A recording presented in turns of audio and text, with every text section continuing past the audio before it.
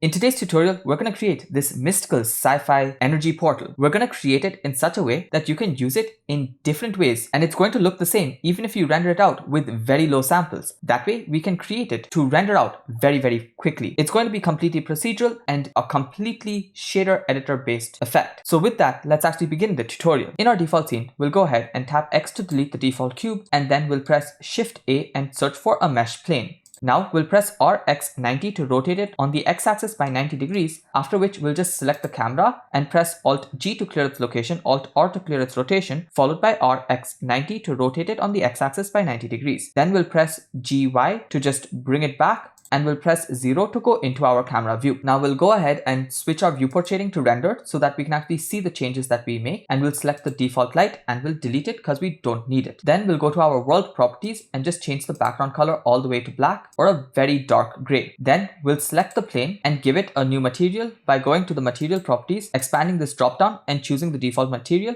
or pressing this plus button to create a new material. Now we'll call this portal, and to actually play around with the material, we'll bring our cursor to the junction of these two windows, click and drag to create a new window, and we'll change this from the 3D viewport to the shader editor. Then we'll tap N to remove this side panel and we'll zoom in. Now the fastest way to create this is by selecting the principled BSDF and tapping X to remove it and searching for an emission node. Now we can plug the emission node into the material output. So for the strength, the first thing that we want is a gradient where we have all of these edges to become completely black, or a strength value of 0. So to do that, we can search for a gradient texture, and then we can press Ctrl Shift click with the node wrangler enabled to actually preview what the gradient looks like. So right now it's a linear gradient going from the left to the right. We actually want it to be a spherical gradient from the center. So we can first start by changing this from linear to spherical, but you'll see that it's going to appear on the bottom left. So to make it come to the center, we have to select it and press Ctrl T, of course with the node wrangler enabled, so that you get the texture coordinate and mapping nodes. Then we can switch from generated to object, and that way we get just this particular spherical gradient. Now this spherical gradient looks way too plain. I want to add in some amount of noise to this gradient, and we can simply do that by searching for a noise texture and then adding this noise into the mapping of the gradient texture. So to mix them, we can search for a mix color node, plug that in after the object, and plug this color into socket B of the mix color node. Now we're going to change this from mix to multiply, and we're just going to reduce the factor down to a very small amount. So maybe just a value of 0.3. So now you can see that we still have the gradient, but there's a little bit of noise added in, especially towards these edges. And to start reducing the size of this gradient, we can actually use this scale on the mapping node. So just by increasing this to maybe a value of 1.2, we can get it to slowly come in. However, another way of controlling the size of this entire gradient texture is by using a color ramp node after the gradient texture. So we can press Shift A, search for a color ramp node,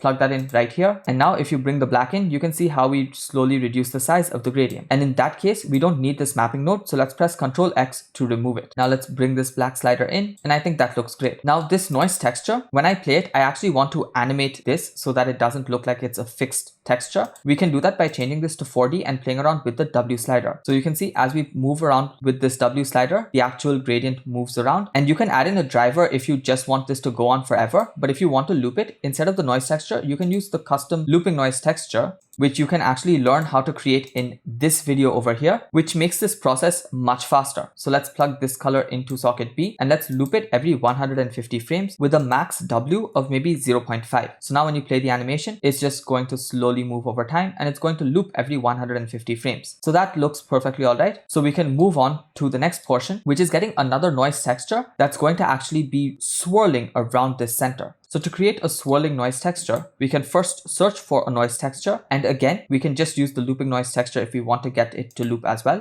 And now to get it to loop, we're going to actually press Ctrl T with the node wrangler enabled to get this texture coordinate mapping and image texture node. Let's remove the image texture node because we don't need it, and just connect the mapping up to the looping noise texture. We'll also switch from UV to object, and essentially if we control this Z rotation based on the actual gradient that we created, such that the rotation away from the center is going to be even more, we can create those swirling effects. So let's actually take a look at this looping noise texture by Control Shift clicking it. And now to get this Z rotation, we have to actually use a combine XYZ so that we have control over just the Z. So let's plug this into the rotation. And for the Z, let's use the output from this gradient texture that we had over here. Because remember, this gradient texture was also going from a value of white to a complete value of black. So let's use that in as the Z value over here. Now you can see as we move away, it starts to swirl more and more.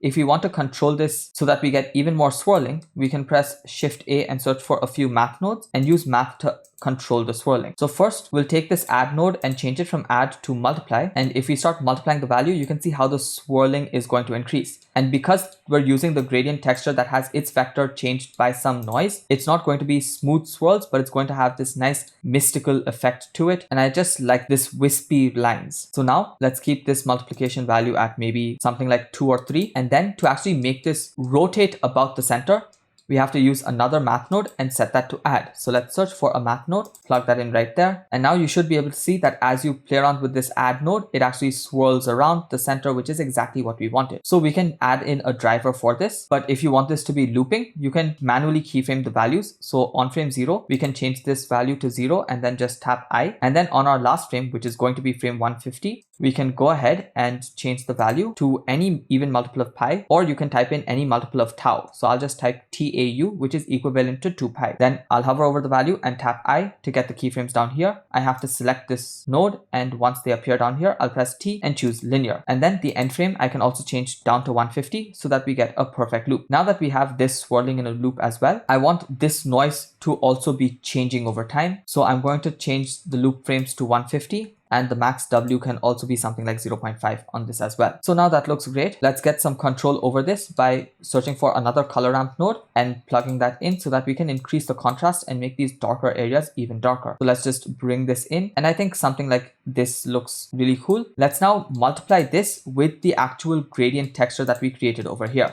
So to multiply these together, we're going to search for another mix color node, plug that in right after this color ramp. And for socket B, we can take the output from the gradient texture and plug that into socket B. And now you see they're actually mixing together. We don't want it to be mixed. We want it to get multiplied so that these edges become completely black. So we have to change this mix node from mix to multiply.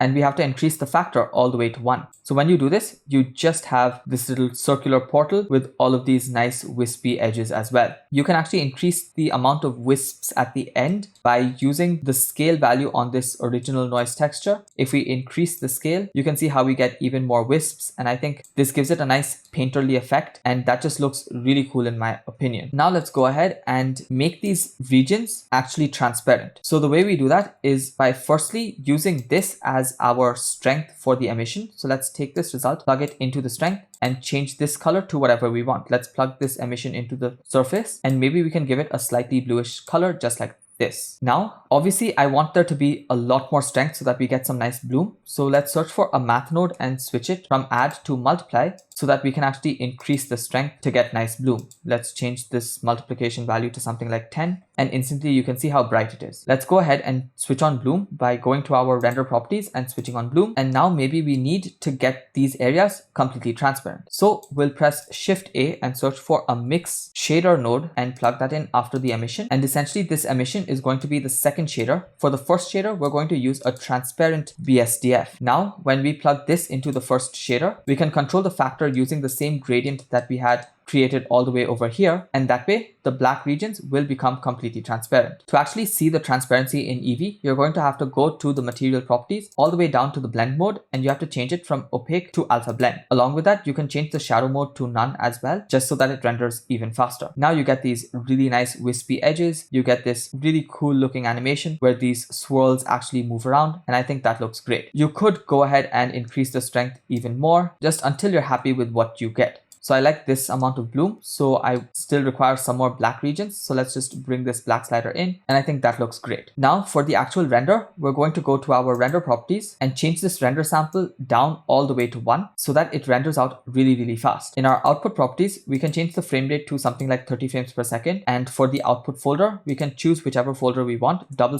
save it in the same folder that your blend file is saved. So make sure you save your blend file. File format, I'm going to choose FFmpeg video, and the encoding, I'm going to change the container from Matroska to MPEG-4 and output quality as per Sat3 lossless. Once I'm happy with those settings, I can go ahead and press render animation. I hope this was a fun tutorial for you and you could create really amazing results. You can add on more to this effect, such as creating holes towards the middle as well, to maybe convert this into some sort of a wormhole or a black hole animation as well. The possibilities are completely limitless, and there are actually many ways in which you can use this technique. If you watched so far, thank you so much for watching. I really appreciate all of the watch time as well. If you liked it, there are other videos on my channel. Do consider checking them out because I post videos every single day. So you can just imagine how many videos there are on my channel just waiting to be discovered by you. Until my next video comes out tomorrow, thank you so much for watching once again. Keep creating and don't forget to stay creative.